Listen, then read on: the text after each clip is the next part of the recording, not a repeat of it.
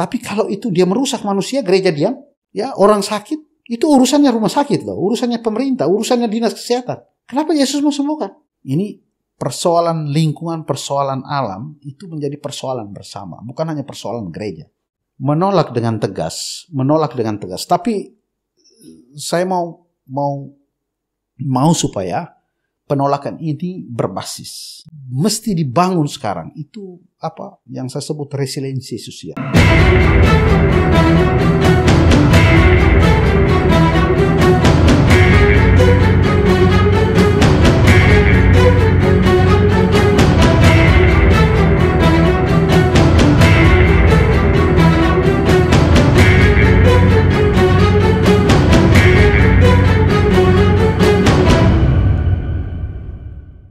Oke teman-teman, kembali bersama saya Pater Yohan dan Pater Charles di studio Box Cafe Komisi Komunikasi SPDND.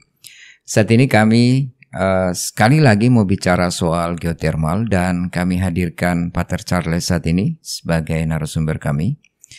Tentu dengan pertimbangan, karena kami tahu Pater adalah seorang dosen sosiologi bencana yang pasti bisa memberikan 1-2 masukan terkait ini. Juga beberapa hal yang kami tahu Pater mendapat banyak informasi dari lapangan, khusus di tempat baru yang saat ini Pater bertugas. Tetapi sebelum kita masuk ke situ, pertanyaan pertama terkait geothermal yang kami tampung dari pertanyaan publik selama ini terkait dengan konten-konten program Buka Box menyangkut geothermal yang cukup kuat muncul dari publik dari konten geothermal itu. Kenapa gereja menolak geothermal? Semua pihak ya, pemerintah, masyarakat, gereja, umat, itu kita punya satu tujuan ya, satu cita-cita itu salus populi ya, keselamatan orang banyak. Ya. Jadi keselamatan orang banyak itu menjadi hukum tertinggi, suprema lex. Ya, salus populi suprema lex. Jadi kalau itu merusak masyarakat, merusak lingkungan yang berhubungan dengan manusianya, kita semua wajib menolak, melawan itu. Dan termasuk gereja. Mesti lihat itu ya, tujuan kita itu salus populi. Sejauh pengalaman Pater yang objektif lapangan, ya, penolakan gereja dengan sikap seperti ini terhadap geothermal cukup objektif sesuai dengan kenyataan di lapangan? Iya, objektif dalam arti bahwa dilihat dari konteks di Flores, ya, geothermal itu salah satu energi terbarukan. Itu benar. Kita butuh listrik, butuh. Tapi apakah ini cocok di Flores? Ya. Di Amerika barangkali cocok, di Filipina barangkali cocok, di daerah lain di Indonesia barangkali cocok, tapi di Flores cocok tidak. Kenapa pertanyaan ini menjadi sangat pesimistis dari Pater, seolah-olah bahwa Flores tidak cocok? Karena ini berkaitan ya, pertama dengan soal lingkungan ya. Dengan lingkungan. Kalau omong soal lingkungan berarti kita mau melihat sejauh mana manusia itu punya hubungan dengan lingkungan. Kita ini punya budaya yang sangat kuat dengan pertanian, ya, dengan peternakan, ya, dengan alam bahkan, ya. Kita punya hubungan, punya koneksi yang sangat dekat, relasi yang sangat dekat dengan itu, ya. Jadi kalau misalnya itu berdampak pada kerusakan lingkungan dan berdampak lanjut itu pada misalnya kerusakan tanaman para petani, menurut saya kita bisa katakan bahwa itu tidak cocok. Ya, jadi bukan kita katakan bahwa geothermal tidak baik, tidak. Pada konteks Flores, dia tidak cocok diterapkan. Barangkali energi terbarukan yang lain. Jadi jangan katakan, jangan ambil dari Amerika lurus-lurus katakan bahwa di Amerika saja mereka gunakan tidak apa-apa. Tidak apa-apa, tapi dalam konteks Flores apakah tidak apa-apa? Hal yang lain, ya. Ulumbu, Mataloko, ya sudah 20-an tahun ini Mataloko. Sokoria. Ya, Sokoria. Lalu kerusakan yang ditimbulkan, ya itu menimbulkan presiden buruk untuk proyek-proyek yang lain. Sebelum Pater lanjut itu menyangkut lingkungan. Iya. Ulumbu, Sokoria, Mataloko sudah hampir kurang lebih 20 tahun. Pater mau katakan bahwa belum ada sesuatu yang sangat signifikan dari proses yang begitu panjang menyangkut listrik. Iya. Listrik mati hidup terus ini. Lalu katakan bahwa ini mati hidup karena memang suplai energinya terbatas? Atau ada hal yang lain yang salah? Bukan berarti kita tidak butuh listrik. Kita butuh. Tetapi barangkali dengan energi terbarukan yang rendah emisi dalam bentuk atau dalam rupa yang lain. Tidak harus dengan geotermal. Ya. Kembali ke yang awal tadi, Pater. Ya.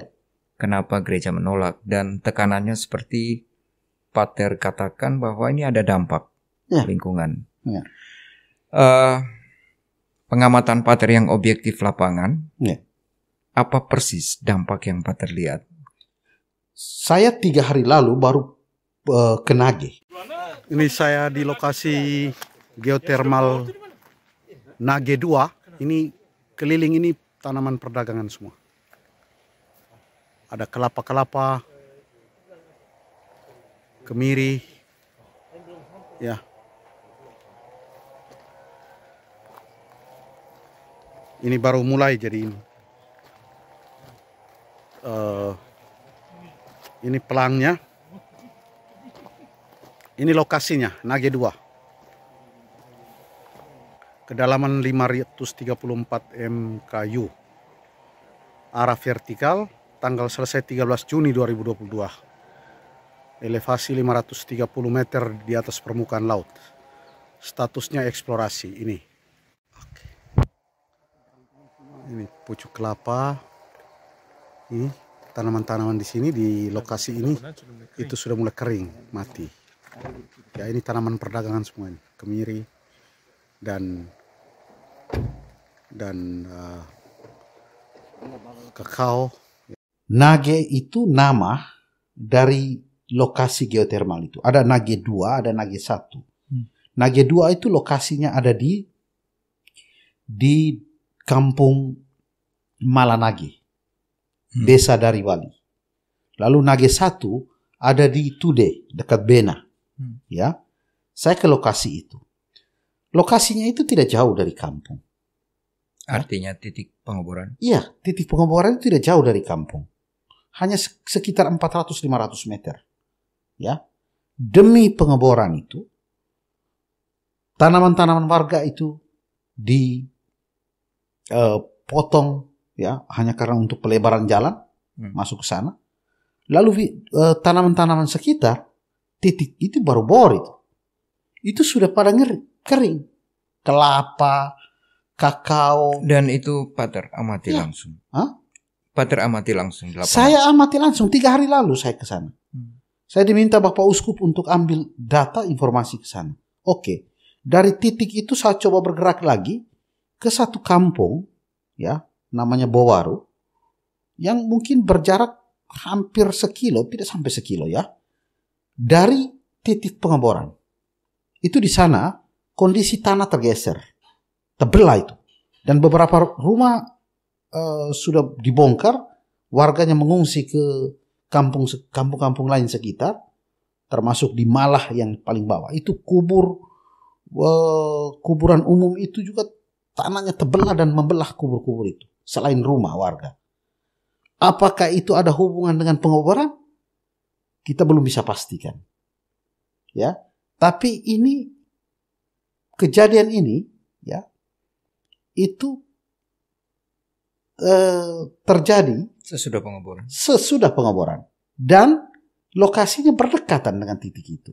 Ya, saya tidak mau katakan bahwa saya memastikan itu bahwa sebagai dampak dari pengeboran itu, ya, tapi dampak yang paling dekat itu bahwa pohon-pohon dalam arti tanaman-tanaman warga itu kering di sekitar itu. Lalu hal yang lain, ketika mereka bor itu menurut kesaksian warga ada buih dan cairan yang keluar lalu masuk ke air. Air itu sampai ke kandang ternak warga dan ternak mati. Yang tidak terkena tidak mati, tapi yang terkena itu mati. Ya, jadi maksud saya hal-hal sederhana yang dilihat oleh warga itu kita katakan bahwa itu sebagai dampak. Ya, bukan hanya soal pasca pengeboran itu atau selama pengeboran itu, tetapi bahwa ini dia muncul dari sana lalu mereka lihat langsung dia tercampur di air, air masuk ke mereka punya kandang ternak lalu ternak mati. Lalu kita masih mengelak bahwa itu bukan dampak dari itu. Tidak bisa. Saya mau jelaskan lebih jauh itu bahwa ini masyarakat, warga, terutama mereka yang terdampak itu diabaikannya sejak awal. Tidak ada sosialisasi. Kenapa Om Albert mereka yang dipilih ke Bandung waktu itu? Mungkin ya bisa juga kan waktu itu yang kenapa di sini yang ribut kan saya sering ribut yang pimpin untuk pagar itu. Apakah karena misalnya orang-orang yang pengaruh di Malanage itu mereka yang diminta supaya bisa mempengaruhi masyarakat atau bagaimana misalnya? Ada pertimbangan begitu? Ya mungkin mereka kalau di sana mereka pertimbangan itu pertimbangan seperti itu mungkin saja. Tapi saya waktu itu kan memang begitu ada informasi bilang saya juga dipanggil untuk sana, saya senang karena ya sudah sekalian supaya tahu yang selama ini kita ini lebih banyak orang ngomong iya saya kita tidak tahu nih. Minimal kita bisa dapat pengetahuan sedikit dari apa yang kami kesana. Yang mereka kesana tuh ada kepala desa atau ada aparat desa dari sini? Kalau yang waktu yang kami itu sebetulnya itu harus kebanyakan masyarakat, tetapi kami di sini dalam lagi kepala desa ikut juga. Padahal yang sebelumnya itu yang angkatan pertama itu hanya itu yang aparat desa semua termasuk dari kecamatan. Juga dari sini, desa sini. Ya, dari desa dari Bali. Dari desa Bali juga itu kepala desa dengan ketua BPD. Itu diminta ke Bandung. Ikut ke Bandung juga. Ada dari tokoh adat juga? Kalau tokoh adat saya tidak tahu ya. Waktu yang pertama itu memang pergi kebanyakan yang unsur aparat pemerintah. Unsur pemerintah. Unsur pemerintah. Lalu ini yang unsur masyarakat. Sebenarnya unsur masyarakat.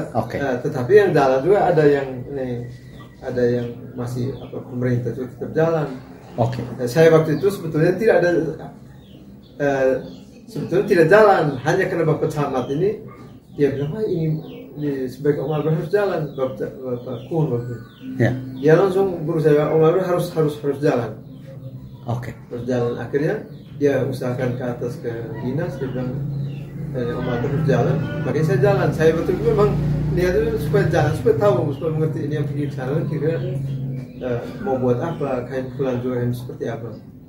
Mungkin kalau bertanya tadi bahwa mereka mau cari orang-orang yang itu kayak tidak tahu mungkin niat saya sendiri untuk saya pribadi saya tidak. Ini dengan Mama Imelda Mero di Kampung Malanage.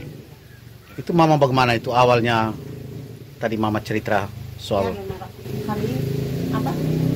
kami pagar karena kami tidak izinkan untuk ke jalan mau ada pemboran kan tidak tahu. Iya. Terus ini waktu itu kan kenapa Mama mereka pagar itu? Kami pagar maksudnya kan tidak ada izinan, tidak ada sosialisasi tidak ada. Makanya kami bilang ini kita kan tahu toh bahwa dampak ke depan pun nanti kan tidak nanti susah untuk masyarakat di sini. Ya, ketika warga mulai pagar jalan menuju titik pengeboran, ya, mulai libatkan TNI dengan polisi dari Aimere.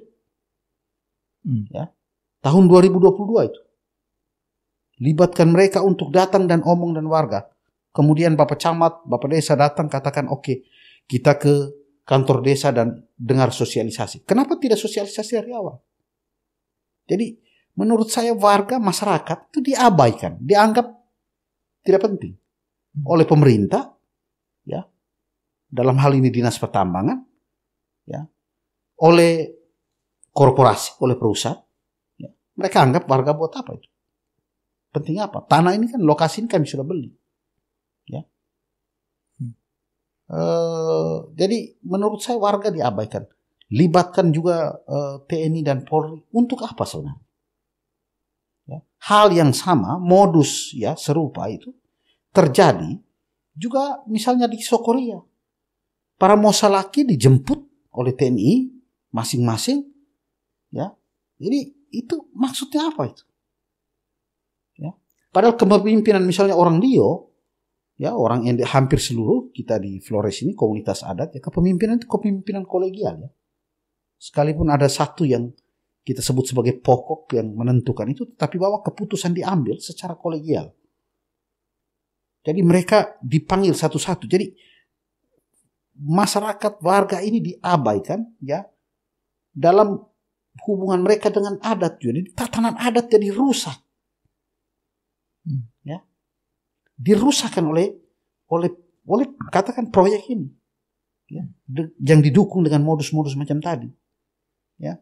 Ini 3 hari lalu saya ke sana dan wawancara masyarakat di Nage. Mereka bilang, kami di sini sebagai komunitas adat, ketua sukunya Bapak Theodorus, saya wawancara dia, dan dia katakan bahwa kami tidak tahu menahu dari awal, ya. Dan dia bilang, Pater, itu tanah di sebelah itu tanah milik orang Bea yang di Mangulewa, yang dikerjakan digarap oleh orang Tude.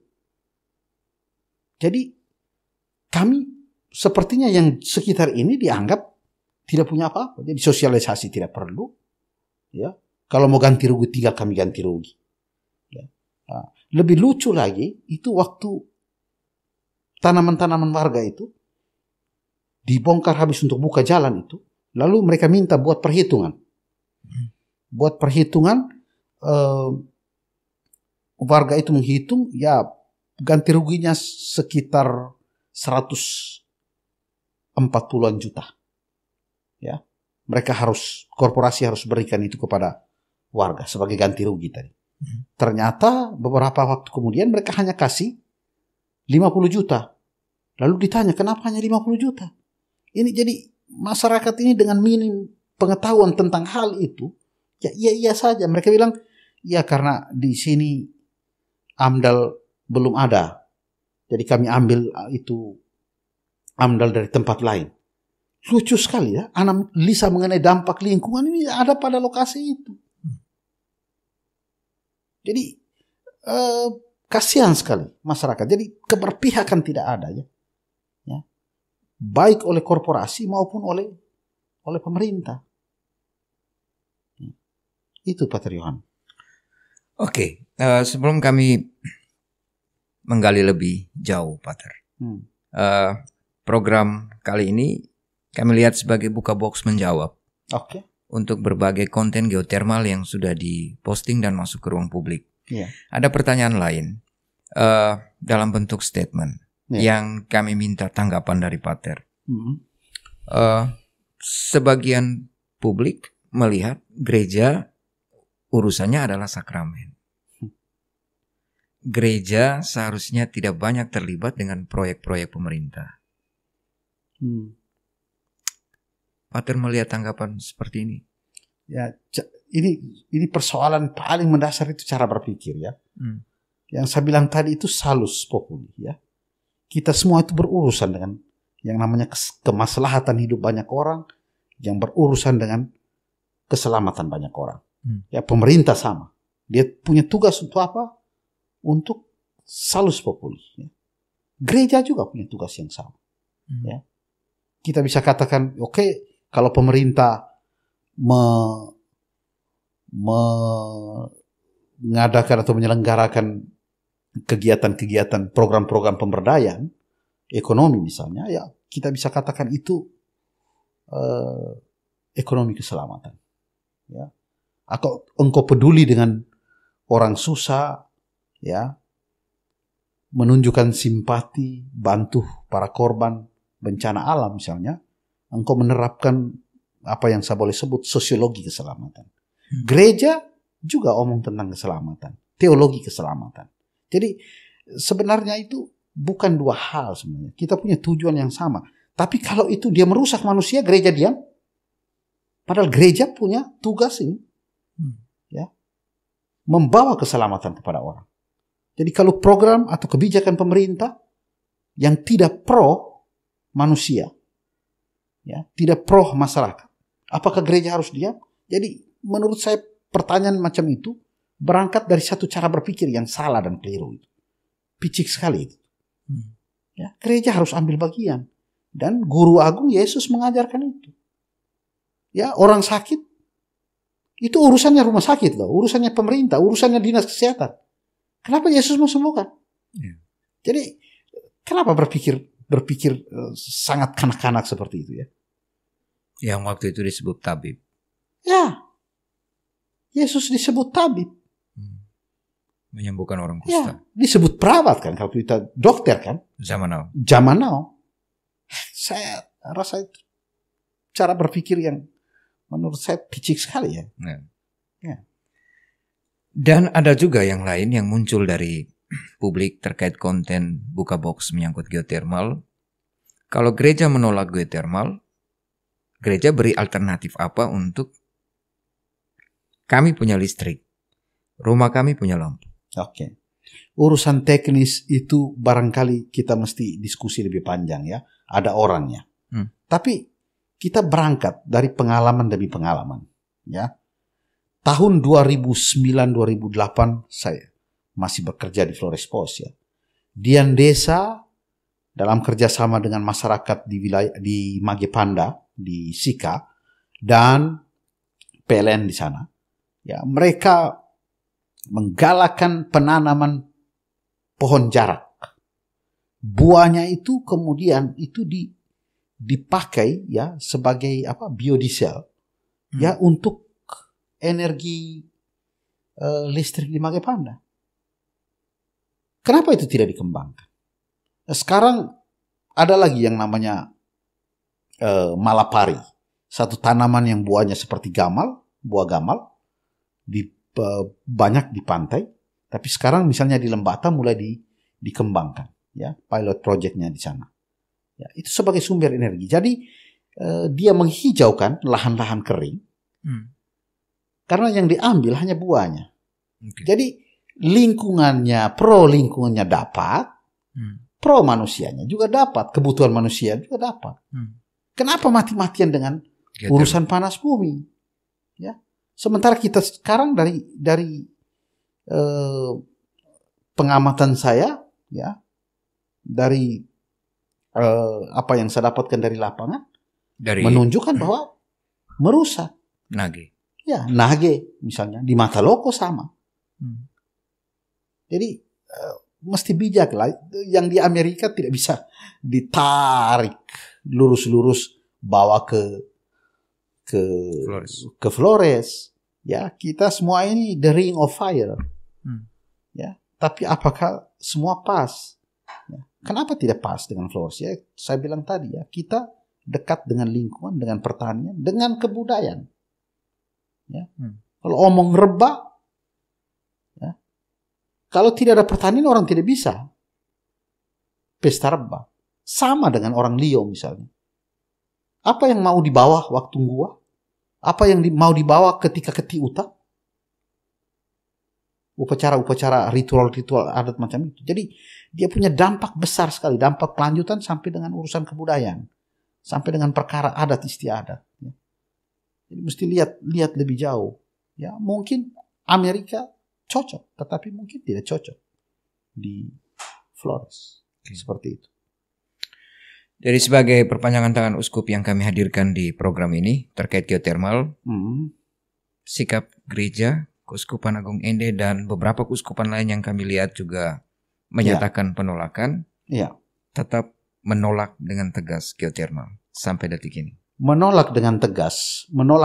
Tapi saya mau supaya penolakan ini berbasis, ya. berbasis tetapi juga mesti bergerak lebih, ya, dengan basis yang kuat tapi bergerak lebih, ya.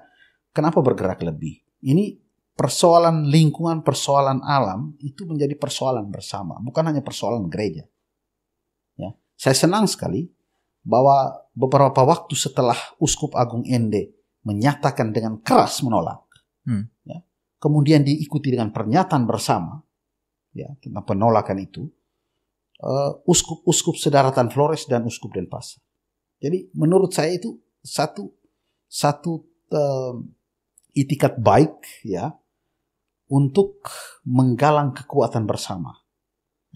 Ya, jadi tidak hanya Ende, tetapi bahwa kita semua punya kepedulian terhadap masalah lingkungan. Ya, tetapi lebih jauh dari itu, menurut saya bisa dibuat. Ya, tidak hanya persoalan lingkungan, bukan persoalan gereja saja, tapi juga persoalan kita semua. Oke, kita membangun jejaring juga dengan sesama umat Islam atau juga Hindu, Buddha, semua kalangan untuk melihat bahwa ini persoalan lingkungan menjadi persoalan bersama. Ya, yang mesti dibangun sekarang itu apa yang saya sebut resiliensi sosial. Ya, kemampuan, ya, yang dibangun itu kemampuan, ya, kapasitas masyarakat untuk melihat bahwa ini kita sedang ditantang. Ya, jadi adaptasinya, resistensinya itu mesti dibangun. Ya, dan basis resiliensi sosial itu ada pada kebudayaan. Yang saya bilang tadi bahwa kita masyarakat Flores ini dekat sekali dengan alam, dekat sekali dengan pertanian, ya, dekat sekali dengan peternakan, yang punya atau terintegrasi dalam kebudayaan kita. Ya. Lari lebih jauh lagi soal adat istiadat. Ya. Kultur kita seperti itu. Basisnya mesti itu. Ya. Seperti itu, Pak Teriwan. Oke, Pater Charles, terima kasih karena kami hadirkan Pater untuk buka box menjawab terkait beberapa konten geotermal. Ya.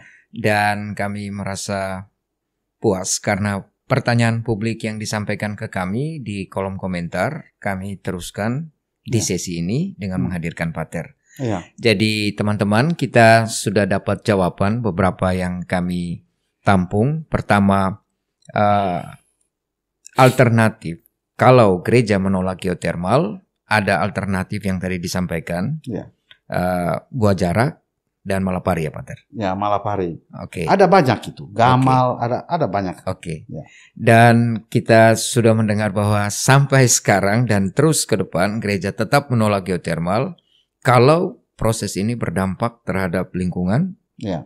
Dan lebih kepada kultur orang Flores yang kita mayoritas adalah masyarakat agraris. Iya, tapi memang Pak Teriwan, ini kadang-kala juga orang komentar bahwa ya kalau misalnya ini ditolak, banyak orang Flores kehilangan pekerjaan yang bekerja di situ, ya. Ya.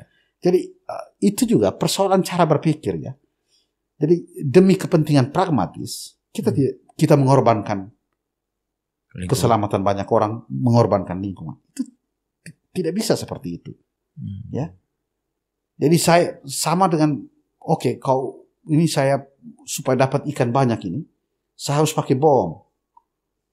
Tapi kemudian ada larang bahwa tidak boleh bom ikan karena itu merusakkan terumbu karang. Engkau protes, katakan, saya mau dapat ikan dari mana lagi? Ya. Jadi cara berpikir itu, menurut saya mesti diubah, mesti dibangun dengan benar itu. Ya. Oke, Pater Charles, terima kasih. Dan kami dapat pesan yang terakhir bahwa sikap menolak geotermal tidak hanya menjadi persoalan gereja. Ya. Tapi itu menjadi persoalan bersama. Persoalan bersama. Yang menjadi gerakan bersama. Ya. Jadi teman-teman, itu tadi obrolan kami dengan Pater Charles di program Buka Box, sesi Buka Box menjawab beberapa pertanyaan yang disampaikan terkait konten-konten kami menyangkut isu geotermal. Sekali lagi Pater Charles, terima kasih banyak untuk kehadiran di program ini. Saya Pater Yohan di Studio Box Cafe, Komisi Komunikasi SFDND bersama Pater Charles melalui program Buka Box mengucapkan terima kasih untuk kebersamaan teman-teman. Terima kasih dan sampai jumpa.